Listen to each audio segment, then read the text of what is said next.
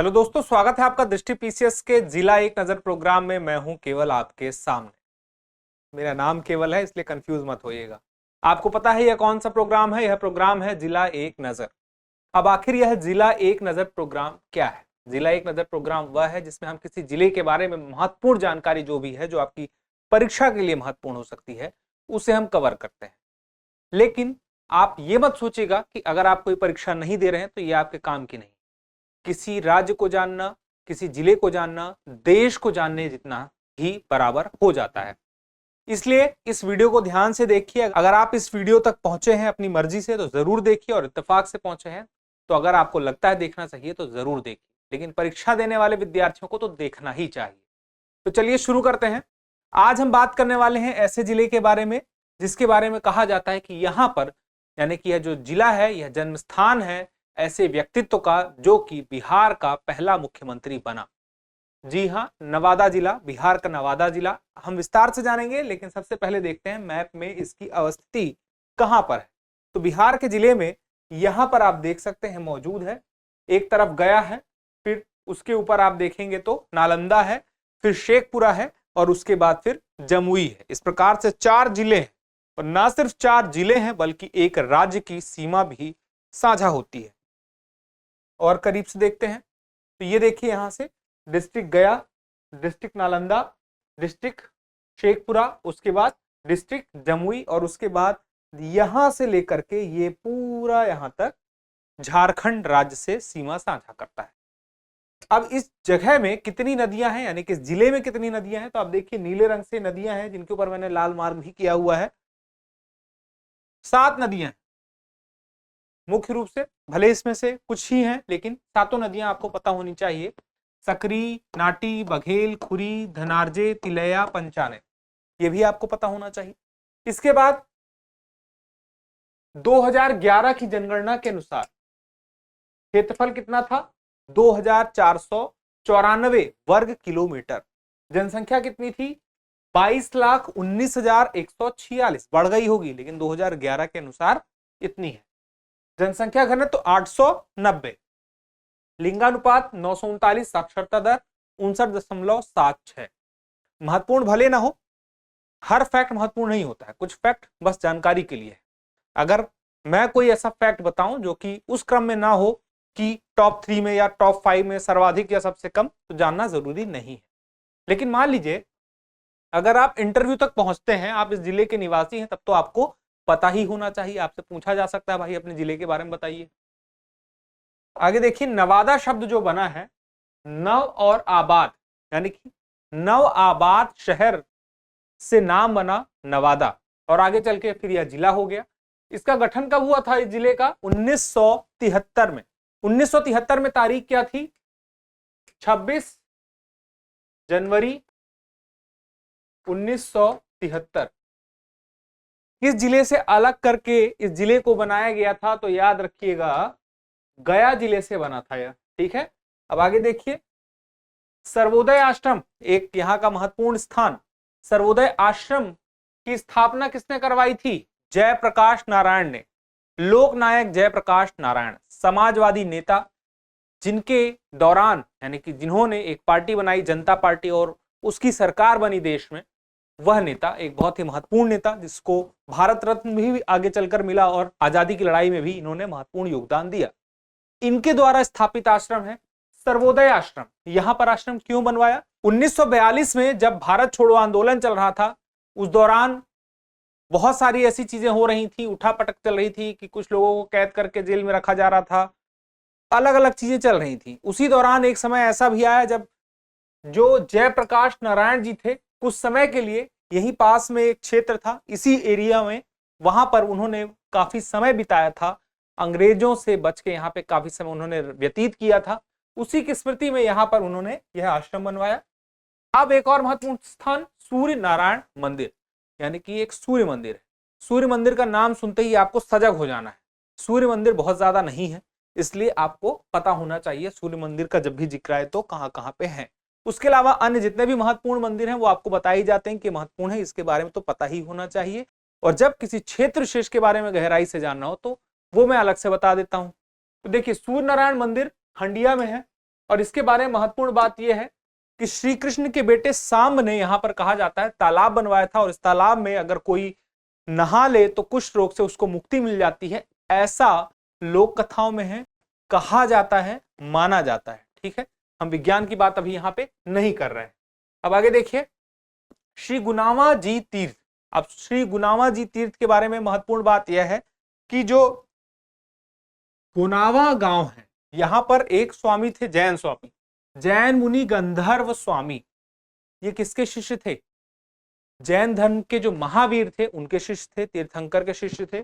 तो महावीर का जब निर्माण हो गया था तो उनके निर्माण के, उनके देहावसान के 12 वर्ष पश्चात इस स्थान पर, यहां पर जैन मुनि गंधर्व स्वामी का, यानी कि इन्हें निर्माण प्राप्त हुआ। ठीक है, अब श्वेतांबर जैन जो है जैन धर्म में, उनके द्वारा इस मंदिर की देख रेख की जाती है। आपको पता है एक श्वेतांबर होते हैं और एक दिगंबर होते हैं। ठीक है, अगली बात, इंद्रासल गुफा पार्वती क्षेत्र में है। आखिर यह इंद्रासल गुफा क्या है? तो देखिए इंद्रासल गुफा के बारे में मुख्य बात मैं बताऊं तो कहा जाता है वर्षा वर्ष जो चल रहा था, एक ऐसा वर्ष आया जब बहुत वर्षा हो रही थी उस पूरे एक साल के लिए, तो इसी गुफा में जो गौतम बुद्ध हैं बौद्ध धर्म के, उन्होंने एक साल अपना व्यतीत किया था। और ऐसा कहा जाता है इस क्षेत्र में कि जो गौतम बुद्ध है जब एक साल यहां रहे तो भगवान इंद्र जो थे वहां पर आए और उनसे 42 प्रश्न उन्होंने किए थे गौतम बुद्ध से, और गौतम बुद्ध ने हर एक प्रश्न का जवाब सही दिया था। तो अपने आप में बौद्ध धर्म के लिए एक बहुत ही महत्वपूर्ण स्थान हो जाता है। दूर दूर से लोग आते हैं यहाँ पे दर्शन करने के लिए, जगह को देखने के लिए, इसलिए आपको पता होना चाहिए। उसके बाद ककोलत जलप्रपात, यहाँ के आसपास के क्षेत्र को बिहार का कश्मीर भी कहा जाता है। क्यों कहा जाता है? कि ऐसा जलप्रपात है जिसके चारों तरफ हरियाली तो है ही, यहाँ का जो पानी है इस जलप्रपात का गर्मी के मौसम में यानी कि मई जून के महीने में भी पानी काफी ठंडा रहता है। तो लोग घूमने आते हैं, यहाँ के ठंडे पानी को महसूस करने के लिए आते रहते हैं। पर्यटन क्षेत्र है, यहाँ पर दूर दूर से लोग आते हैं, यहाँ पर मेला भी लगता है, इसलिए इस जगह का नाम आपको पता होना चाहिए कि किस जिले में है। अब आगे देखते हैं, अगला है बुधौली मठ। बुधौली मठ का संबंध किससे है? दुर्गा माता से है, और दुर्गा माता का मंडप यहाँ पर बना हुआ है। आपको याद रखना है कि इस मंदिर की स्थापना कब हुई थी? तो 18वीं शताब्दी में स्थापना हुई थी। आगे देखिए महत्वपूर्ण बात, अभ्रक। भारत विश्व में सबसे ज्यादा अभ्रक रखने वालों, यानी कि अभ्रक बहुत सारा मौजूद है और उसका उत्पादन कर रहा है भारत, शीर्ष देशों में से एक है। ठीक है, अब इसमें से नवादा जो है यहां पर भी काफी मात्रा में अभ्रक निकलता है, और नवादा जो कि झारखंड से लगा हुआ है तो वो पूरी जो बेल्ट है झारखंड तक वह अभ्रक की बेल्ट मौजूद है।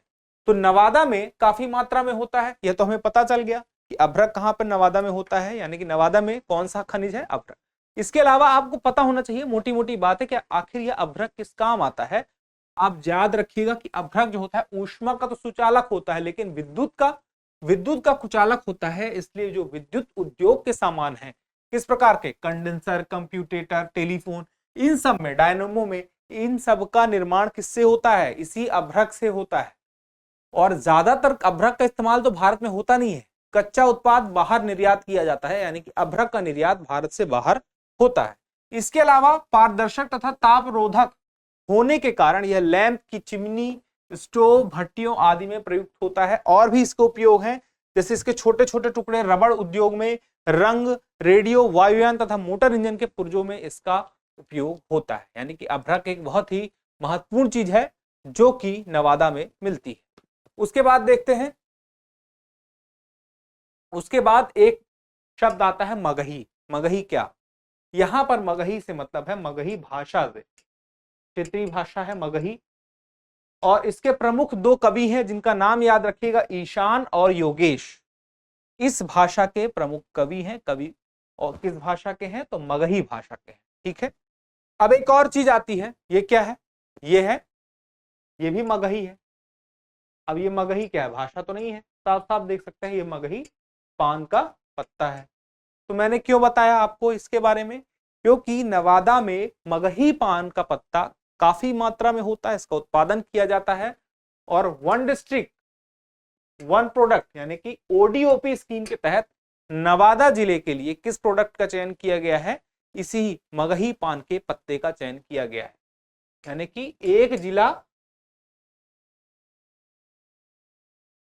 एक उत्पाद के लिए, ठीक है, तो यह भी पता होना चाहिए।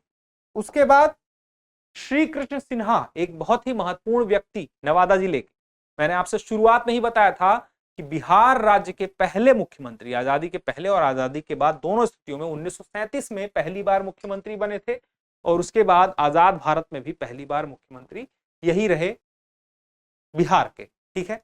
अब देखिए एक महत्वपूर्ण बात कि इन्हें बिहार केसरी नाम से भी जाना जाता है, तथा महत्वपूर्ण बात यह है कि इनका जन्म कहां पे हुआ था? इसी नवादा के खानवा नामक क्षेत्र में हुआ था, तथा भारतीय राष्ट्रीय कांग्रेस कमेटी के ये जो सदस्य बने पहली बार तो 1923 में बने, लेकिन बात की जाए जब स्वतंत्रता आंदोलनों में ये शामिल होते गए तो 1923 के बाद जितने भी आंदोलन थे सब में ये शामिल हुए और उसके बाद 1937 में जब चुनाव हुआ तो जिसमें ये बिहार प्रांत के मुख्यमंत्री बने। अब इनके बारे में एक दो महत्वपूर्ण बात है कि 1942 का जब वो हुआ था भारत छोड़ो आंदोलन, तो उस दौरान भी इन्हें जेल में कुछ समय के लिए रखा गया था। उसके अलावा एक और महत्वपूर्ण बात कि भारत में जमींदारी प्रथा को समाप्त करने वाले देश के पहले नेता या एक तरह से कहा जाए तो पहले मुख्यमंत्री थे। नाम क्या है? श्री कृष्ण सिन्हा, ठीक है। तो ये जो थी महत्वपूर्ण बातें नवादा जिले के बारे में आज के सेशन में यहीं तक है। इसके बाद हम अगले वीडियो में किसी नए जिले के साथ आपके साथ हाजिर होंगे। जल्द ही मिलेंगे नए वीडियो में, लेकिन तब तक के लिए आपको क्या करना है? स्वस्थ रहना है, मस्त रहना है और पढ़ते रहना है। धन्यवाद।